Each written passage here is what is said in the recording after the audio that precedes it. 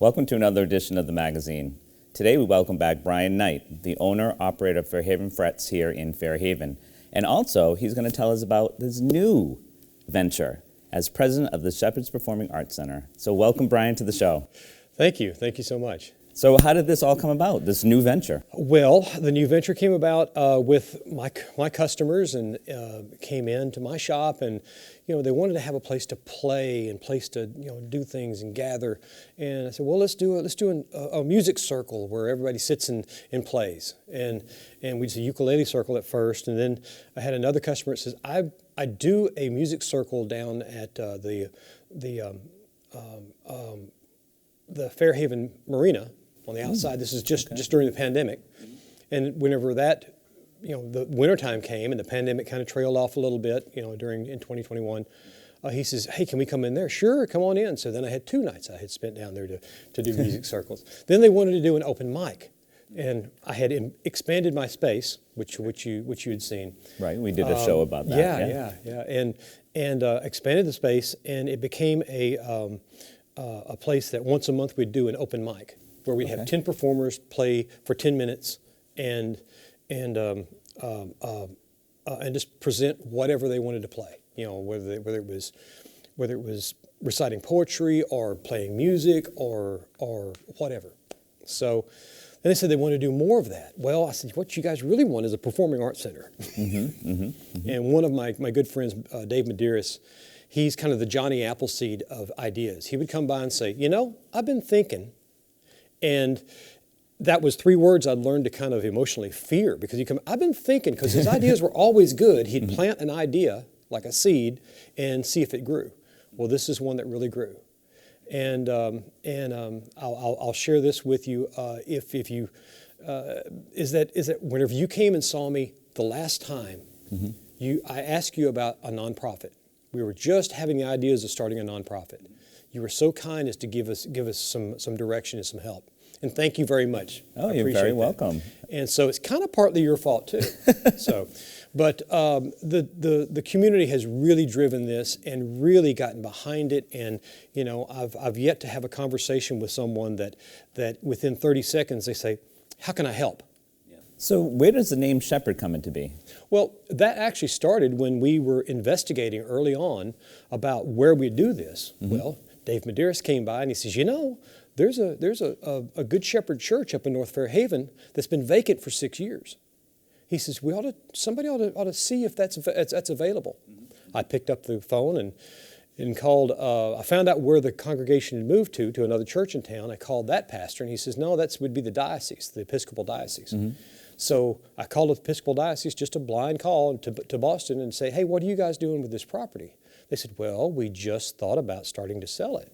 Okay. And they said, well, what do you have in mind? I said, well, we're talking about a performing arts center. They said, of the things that we'd like to see go in there, aside from a church, would be a performing arts center. Wow. So it was one of those things that, the universe kind of plopped it right in our lap. And so we got into negotiations with that. Then the Episcopal Diocese had gotten and I don't want to go too deep into this, but they had gotten a new CFO. They changed their mind. They want to sell the property. We pivoted to buy the property, but we need to do it on time. After 14 months, the deal kind of fell through. Okay. But during that time, we had to establish our nonprofit, and we were going to call it the Shepherd Center because of a big mural that's on the inside of that church. Okay. Beautiful mural of a shepherd. And I walked in there and looked up and went, that's what we need to call this, the Shepherd Center for the Performing Arts. Now, it still fits because we are heavy into music, dance, theater, and cinema education. Okay. So we're shepherding, if you will. That's right. You are. So the name still fits perfectly. Still fits. Great. Over the past summer, you had a booth at the Huddleston Marketplace. What was that booth for? The booth was just to get our name out there and introduce ourselves to the community. It wasn't the best year to do it since we had rain almost every Saturday of that summer, of last summer. Right. But we had a lot of entertainers out there. We had folks reciting poetry. We had folks doing stand-up. We had folks playing music. Every single Saturday we did that. And it did introduce people to the community to us and us to the community. We made a lot of great contacts out there, people saying, that's why I'm saying that every time I talk to someone, they would say, how can we help? Yes. everyone got behind it. So it really kind of introduced us to the community. Oh, okay. Very good. So how did you end up at Babbitt Hall? Well, that is kind of another universe thing plopped in our lap, is that we were looking, whenever the deal fell through back in June of last year, Sure. we started looking around for other places, and we started checking out, any other vacant buildings in the area, along Huddleston, back up in North Fairhaven, different places. And nothing seemed to fit, nothing seemed to work. They either wanted a lot, a building the size that that's a couple of thousand square feet, minimum. You would think like the bank building up in front of Tractor Supply, that old bank building there. He wanted a lot of money for that, and I understand, and it had some structural issues. So that didn't fall through. But I mean, that fell through. So we looked at probably 6 or 7 of those, and I had put out to one of my friends, the lady who sold the house to me when I moved up here 5 years ago, which I've only been here 5 years. And so, and that was Melissa Gagney. Melissa Gagney yes. is a wonderful person. Indeed she is. Yep. I told her, look, we're looking for this kind of building. And she would let me know about a thing here and there. But she called me up here in October of 2023 and says, hey, look, I've got something for you. What she had been done, the first congregational church here had contacted her to put this space on the market to lease. Wow. And she said, wait, I know somebody who needs this. She says, give me a week. So she contacted me, set us up with a meeting, and then she stepped back and said, there you go. She didn't take any kind of commission. That's just the kind of person she is. That is the kind of person she is. And she has helped us in so many ways, driven people to us to help with a publication that we're putting out now and that kind of stuff too. So that's how that came about. Again, it was kind of a universe thing dropped in our lap. Absolutely, in a great space. Absolutely, love it.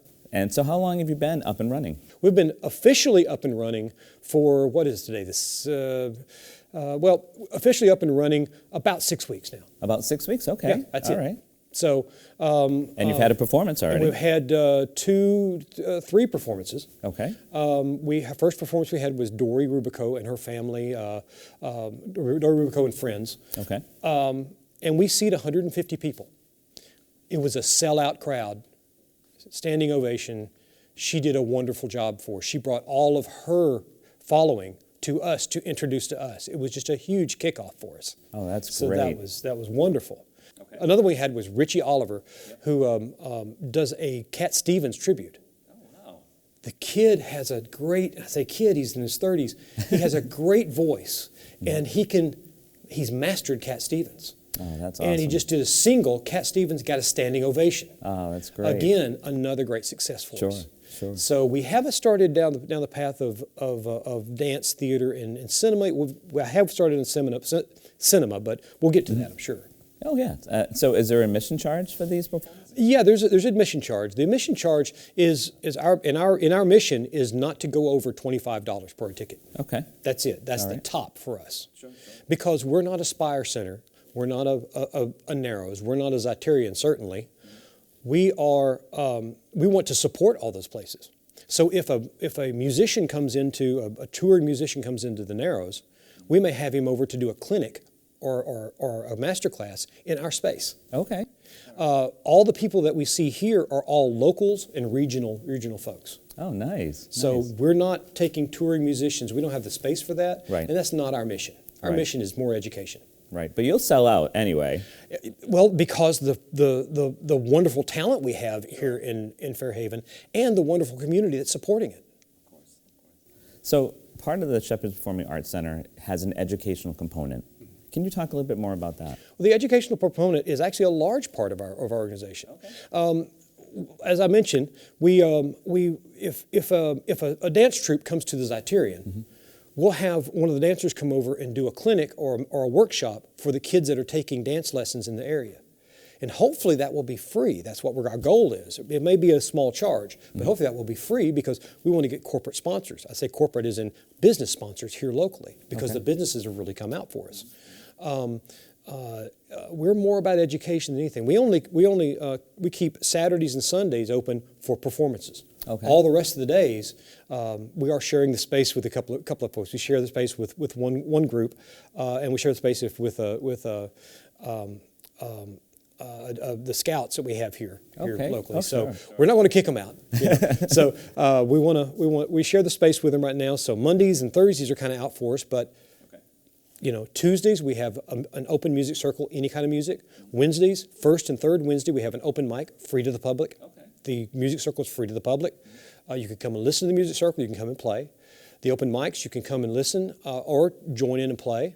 Again, we still only do 10 musicians or 10 performers. And then everybody gets a 10-minute window. Okay. So it moves along quite nicely. It's a lot of fun for everybody. We choose the performers randomly right before they go up, and we have a ukulele filled with ping pong balls with numbers on them. Okay. Everybody signs a numbered sheet, and so one of the audience members pick out who's going to come next. All right. So and then the third and fourth Wednesdays we have another music circle that's really aimed toward folk and Americana music and some bluegrass. All right. And what that does is we're not trying to separate anybody out. It's just when we have any kind of music kind of circle, which is on Tuesday, they may play a song from the Talking Heads. Well, the guy sitting over there with the fiddle or the banjo doesn't have much to do on that song. Sure. So somebody did a Dean Martin song the other day. Somebody's done show tunes. I mean, So what else have you had here? We've had sea shanties. We've had drum circles. We've had all kinds of things coming. We have Native American folks come in and play drums. Oh, that's so awesome. it's really a lot of fun. We have a kid from Ireland came and visited someone here. He came and played Irish music. Oh, that's We've great. got a young fellow who is actually going to be part of our team here, I think, is from the Azores. Okay. He has done, he's wanting to put together a food, music, and cultural kind of event that's based around Azorean music, Portuguese, both Brazilian and Portugal, that kind of stuff. We're really looking forward awesome. to that. You've got to let me know when that is. And we promise to have great food. We're going to have great food involved. Some of the restaurants have already stepped forward and said, hey, we'll help out with that. So we've got some big things coming. So what time is the open mic time frame? Okay. The open mic starts at, the show actually starts at 7. We open the doors at 6 for sign up and that kind of thing. Okay. So that makes it a little later for folks coming to watch, but it lets people get off work, go get their guitars, go get their instruments, come over and play, because we're more about supporting folks that may not have ever been on a stage before. Okay. We have a lot of those. We have an 8-year-old that comes out. He'll be out here the next open mic, and he plays harmonica. He started just blowing in and out on harmonica in one of the circles that was at my shop. Okay. Now that we're over here, his dad is kind of guiding him along. His dad plays guitar. They play together, and now he's playing melody lines. Wow. He's growing. Wears his fedora hat. He's 8 years old. He's a real sportster. That's great. That sounds like a band for the future. Yeah. So you're working with some theater, or you're going to get into the aspects of theater, and I heard that you had a local talent that has been a part of some aspect of this, Alyssa Botello. Yes, especially the cinema part. Alyssa Botello is a dear friend. She came to us when she and I got in a conversation. Well, for one thing, her grandfather is a saxophone player, a 92-year-old saxophone player that comes to our music circle. Oh, wow. So there's this community is so tight and so intertwined and so friendly and warm and giving. But Alyssa came to us and said, "Hey, look, I want to apply to a grant for this new project I'm doing, Sweet Freedom, which is a wonderful 20-minute cinematic effort that she's going to enter into a lot of film festivals and that kind of thing. There's some hope there, I think, is to make it a full-length motion picture at some point. She has the skill. She has the wherewithal. She is really, really a force of nature in that industry. Yes, becoming a force of nature in that industry. Yes, she absolutely is. She is. She needed a fiscal sponsor.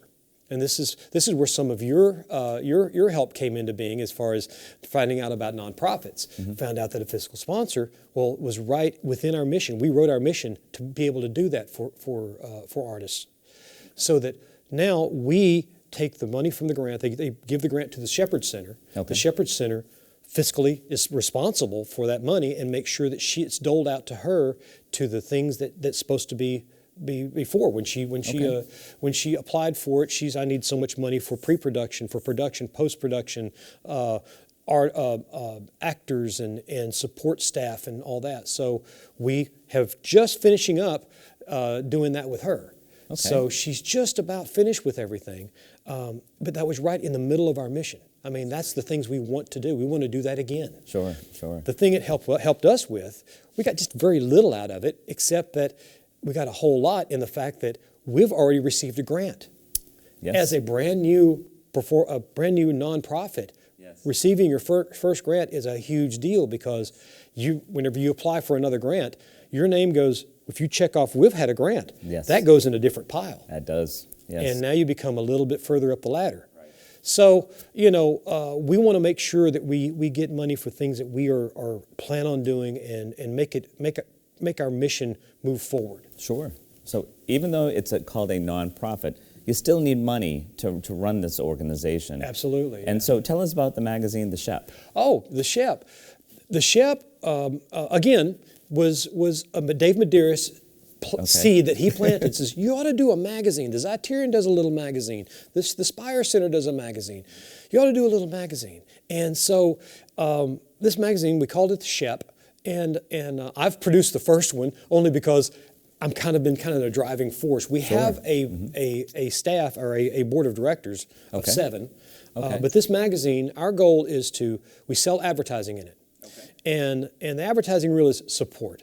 There's a lot of eyeballs that get to see it. Everybody that comes to an event gets one of those magazines, and then there's a program inserted into it. The magazine okay. itself is kind of evergreen. We do it every 6 months. Okay. So we're coming up in April to do our next one. So what the advertising in that magazine does is pay for our rent, okay. our insurance, our heat, all that kind of stuff, heat and lights. Now, everything else, the lighting that's in here, the sound system that we just received, that's been specific donors that okay. have funded that. We've had several, I have to call them angel donors, because they are truly angels to step forward and give us some sizable hunks of money for these things. They've got us off the ground, absolutely. And most of them want to be just anonymous. Sure. That's the kind of people these folks are. But if someone did want to reach out to you and give you a donation or to be a part of the Shep magazine, how would they go about doing that? Well, the easiest way is to go to our website, and okay. that's theshepherdcenter.org, and Shepherd spelled S-H-E-P-H-E-R-D, okay. Shepherd, theshepherdcenter.org. And you go there, we have a donate button. We have a space there that you can put your name in and become a volunteer. It's not all about money. Right. It takes that to run the place, but it's not all about volunteers. We volunteers run this place. Sure. I mean, we have some wonderful volunteers. I've just recently been in contact with some folks who teach cinema and the cinematic arts in a local college. Nice. She's going to come over and be a part of this. It's just the community has just stepped forward in so many ways. So thank you so much, Bryon, for bringing this to reality and having the Shepherd Center for Performing Arts be a part of this great community and to show off our talent and to have a good experience of entertainment and enjoyment in our lives. So thank you so much for bringing this to our community. Well, and thank you, Charlie, for your little bit of help there in the very beginning, helping us get started. And I got to say thanks to the community. We are serving everybody from Wareham to Dartmouth. Awesome. Up to Freetown. I mean, we're serving a larger part of the community. We're trying to bring everybody together. So thank you so much. All right. Thank you, Bryon. My name is Padge McQuillan, and I am the technical director here at the Shepherd Center for the Performing Arts in Fairhaven, Massachusetts. I grew up in Mattapoisett, just one town over, and went to Old Rochester Regional, where I played in garage bands and basement bands with my friends before going off to college at Emerson College and studied in audio production. After college, I graduated and got hired by a band to go on tour, which I continued to do up until about the pandemic, and the pandemic shifted me back to Massachusetts, where I currently live again.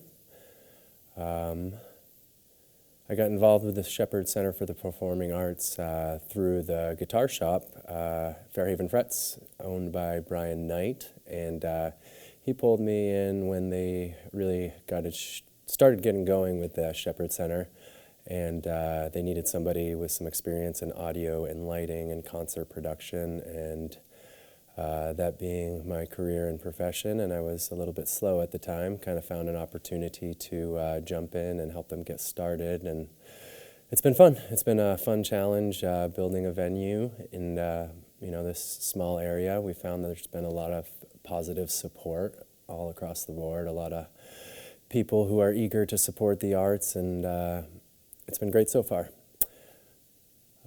I started in, I believe, November of 2023 here, and we've got 3 or 4 shows under our belts so far. All have done pretty well, and we're really just getting going. So we got a lot of work to do in the audio and lighting department. We're hoping to host video, film festivals, all kinds of arts from dance, poetry, improv, comedy, theater.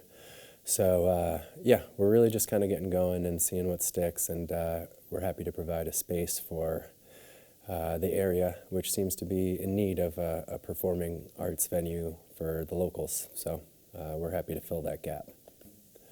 I am on the board of the Major Events Committee, so myself along with another team of people who are knowledgeable in booking events or getting the talent purchased for our performances. Once that's been accomplished and the show gets booked, the contracts get signed, I get in contact with whoever the band representative is, whether it's a member of the band or a manager of some sort, and we start to discuss the technical logistics from the audio and the lighting needs to any sort of special performance requirements that they may have. And I like to do that up to a month out, maybe 3 weeks out. Start the conversation, and that way, with good communication, we are able to execute a pretty smooth and fun day for everybody come the show day. So come show day, I usually get here an hour or 2 before the band is scheduled to arrive, depending on how demanding the day might be from a audio standpoint. I get in here, power everything up, verify everything is working in the way that it should, and then I begin preparing the stage for the band, which involves setting up microphones, getting out the wedges, which is monitor wedges, which the band uses to hear themselves while they perform. I like to make sure just about everything that I know I need for the day is working before the band arrives. That way there's no hiccups, or if there are hiccups, we're better equipped to handle them, and it's never a big deal. So band arrives, I make sure they get settled and get power, have everything they need for their instruments to perform, and then we get into a sound check, and usually so far that's been pretty smooth with our new system that we've put in, and ideally we're done with sound check half an hour before doors so we can walk away and kind of get a little bit of relaxed time before the show starts. And then the show starts, and depending, sometimes we've only done shows with we've had an opener on 1 show so far. Many of the shows have just been an evening with, as we call them, just meaning 1 performer or a group of performers. But I imagine as we get going, we'll start to have more nights where we have 2, 3, 4, even more bands. So it's all very exciting, and we're taking every moment and every concert as a learning opportunity and ways in which to tighten up. And I think so far we've been great success, and the whole staff has a lot to do with that.